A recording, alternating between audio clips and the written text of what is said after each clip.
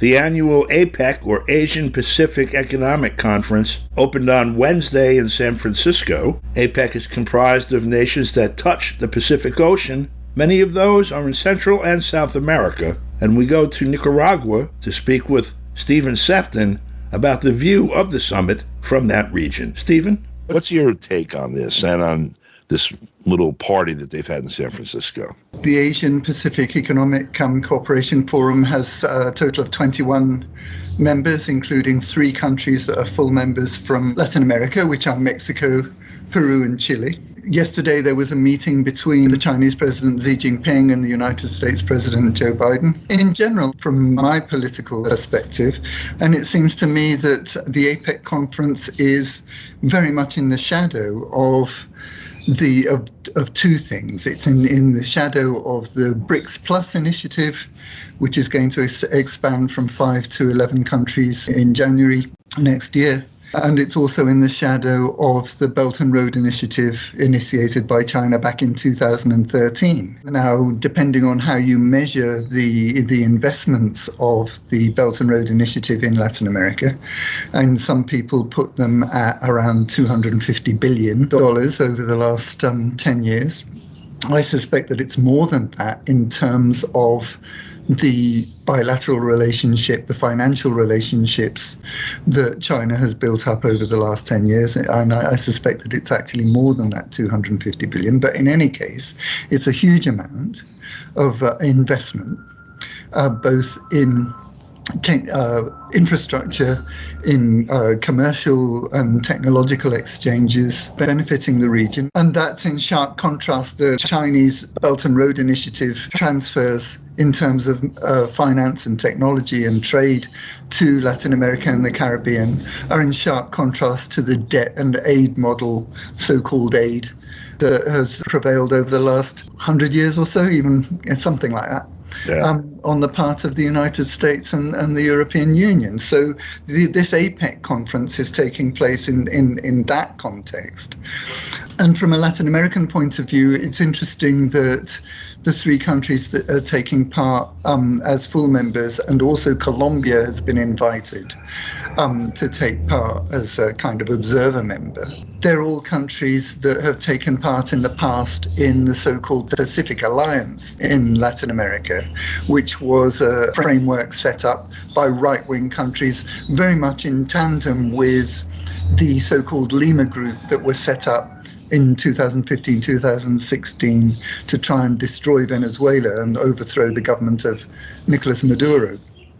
So these 3 countries, Peru, Chile and Mexico, are taking part in the APEC conference with a view, so far as I can see, to improve their private sector economy. They're not taking part in the APEC conference with a view to negotiating new arrangements that will benefit the overall development of their social and economic development of their people. And that's the strong contrast between this corporate capitalist-oriented Asia-Pacific conference and initiatives like the Chinese Belt and Road Initiative, which is an initiative that's aimed at promoting the broad social and economic development of Latin America and the Caribbean on the basis of the needs of the human person among the populations of the Latin American and Caribbean countries. And APEC is very much not that. And if Peru is taking part, and maybe worth having a quick look, if we can, at the individual relationships that Peru, Chile, and Mexico in particular are trying to focus on. Peru's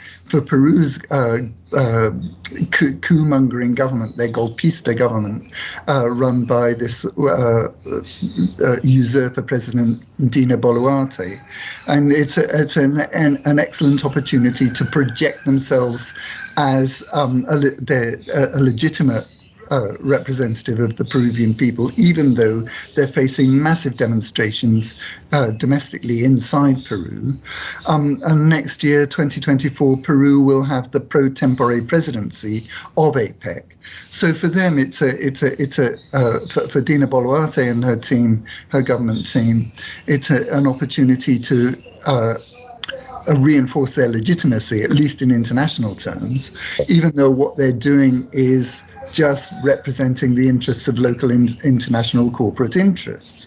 And then in the case of Chile, it's a very similar situation.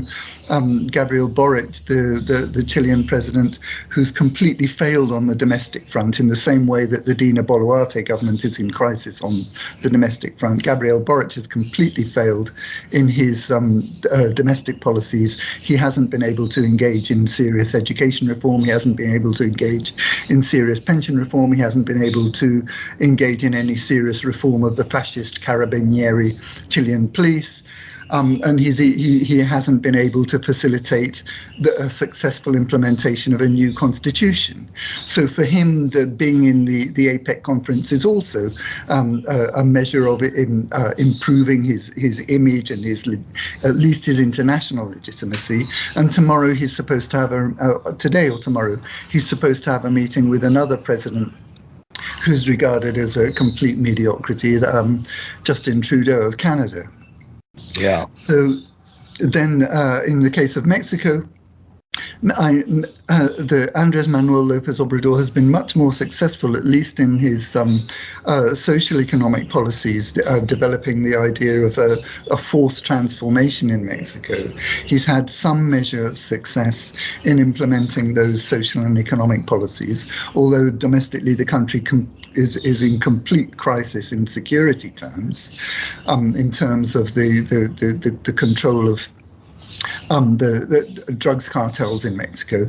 But he's come to this APEC conference, again floating the ridiculous idea, as he's done for several years now, that there's the possibility of some kind of mutually beneficial relationship that's possible between Latin America and the United States, and that Latin America can build a relationship as equals with the United States, when in fact he knows perfectly well that that's a fantasy. And in Mexico's case, the most concrete example of that fantasy is the way that U.S. agribusiness corporations have been setting out to destroy Mexico's defense of its basic grain, maize, by imposing imports under the North American Free Trade Agreement, or what used to be called the North American Free Trade Agreement, to impose genetically modified maize into the Mexican market. So, and even in those terms, for Latin America, the APEC conference is largely kind of futile political choreography with very few benefits for the general population of even the countries concerned, never mind Latin America as a region.